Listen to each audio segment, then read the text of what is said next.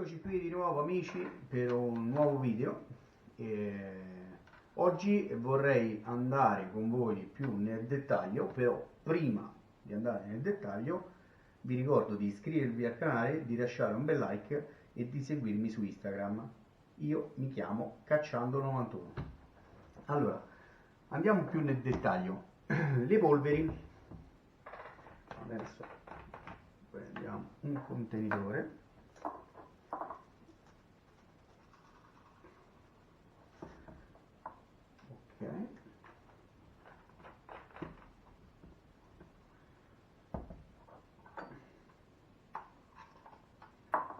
La polvere, non so se la vedete bene, la polvere è questa qui, ok? Momenti faccio i danni. E come dicevamo la volta scorsa, le polveri si suddividono in tre grandi famiglie, cioè le polveri progressive, le polveri semi-progressive e le polveri veloci. Allora, che cosa vorrei iniziarvi a farvi ragionare come ragiono io sulla scelta della giusta polvere. Allora, immaginiamo che tipologie di caccia facciamo. Fermiamoci, dice, allora, io faccio la caccia al colombaccio, i tiri mi si presentano in una certa distanza, quindi la munizione che io voglio assemblare deve essere una munizione costruita per sparare a distanza.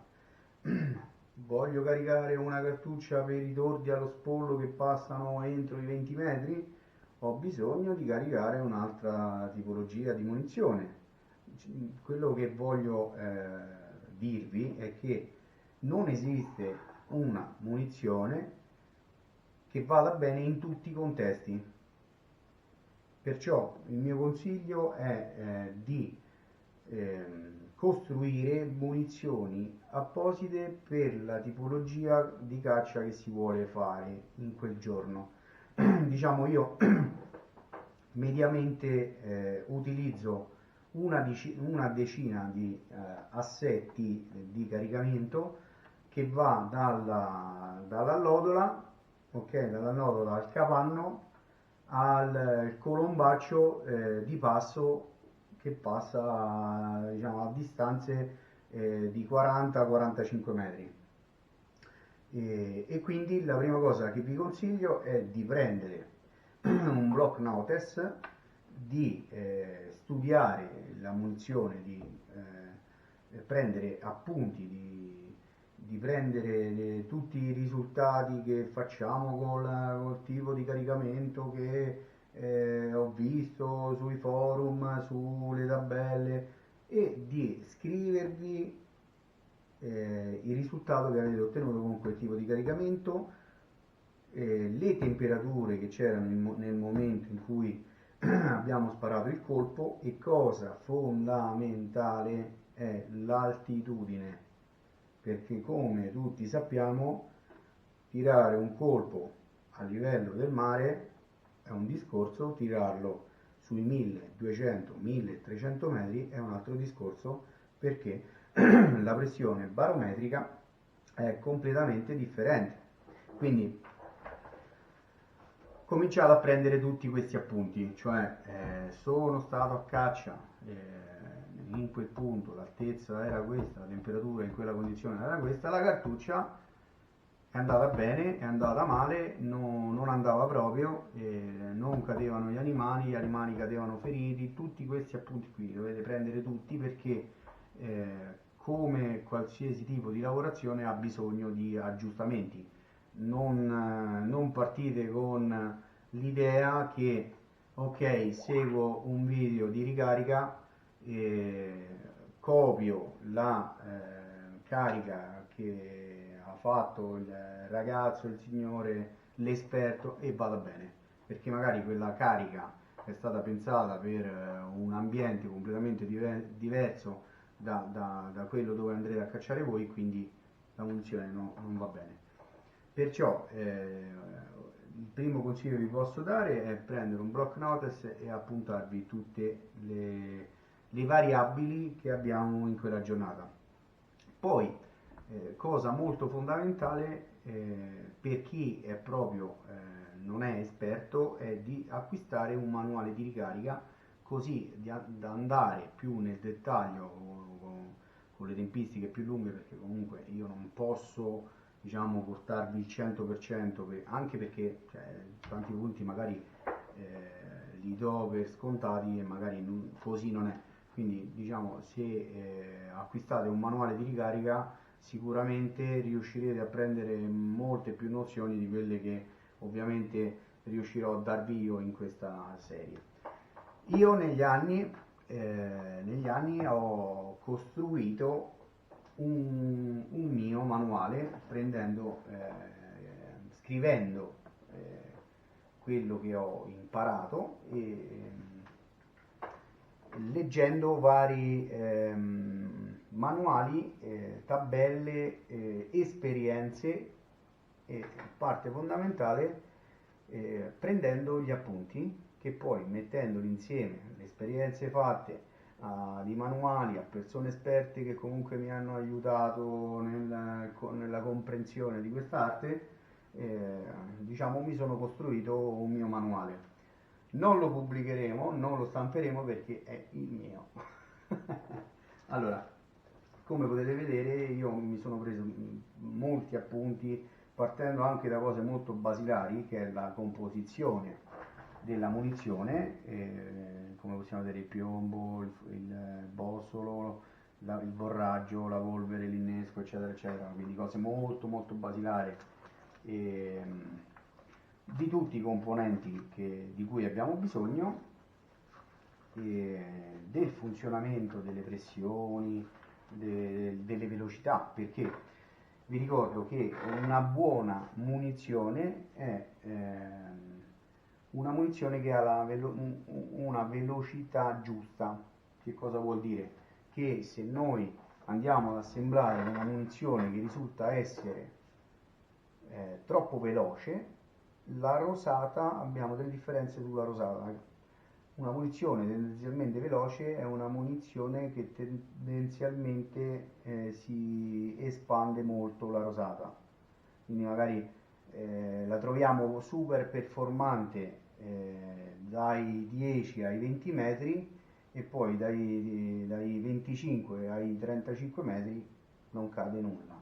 Questo non vuol dire che la munizione non va bene, ma che magari è stata concepita per un tiro più ristretto, quindi oltre ai borraggi e le cose varie, anche le velocità del piombo influiscono sulla rosata.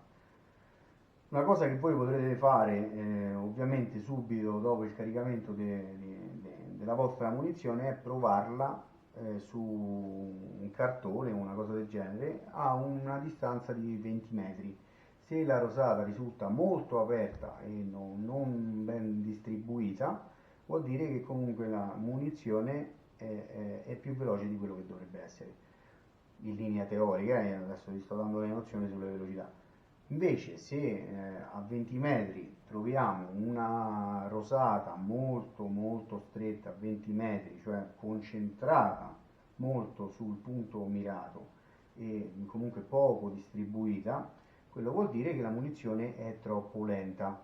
Quindi che significa che magari ingaggeremo animali dai 20 ai 10 metri e non riusciremo a prenderli, anche se noi magari in quel momento abbiamo sparato nel modo corretto. Siccome la munizione è molto lenta, la rosata non si è aperta correttamente, stiamo sparando comunque ad un animale in movimento e quindi magari non riusciremo a prenderlo. Oppure se riusciremo a prenderlo, magari non riusciremo a raccoglierlo. Come potete ben capire, una rosata molto compatta andrebbe a rovinare la nostra preda. Ovviamente quello che vi consiglio io, riprendendo il discorso prima, è di prendere degli appunti e di metterli su carta. Perché vi dico questo? Perché magari oggi voi vi mettete lì, studiate la polvere, studiate il borraggio, studiate il primo. Poi tra 6 mesi vi viene la voglia di andare a comporre una munizione e comunque molte nozioni che in quel caso avevate preso ovviamente l'avrete perse. Quindi mettete tutto nero su bianco perché lo ritroverete sempre.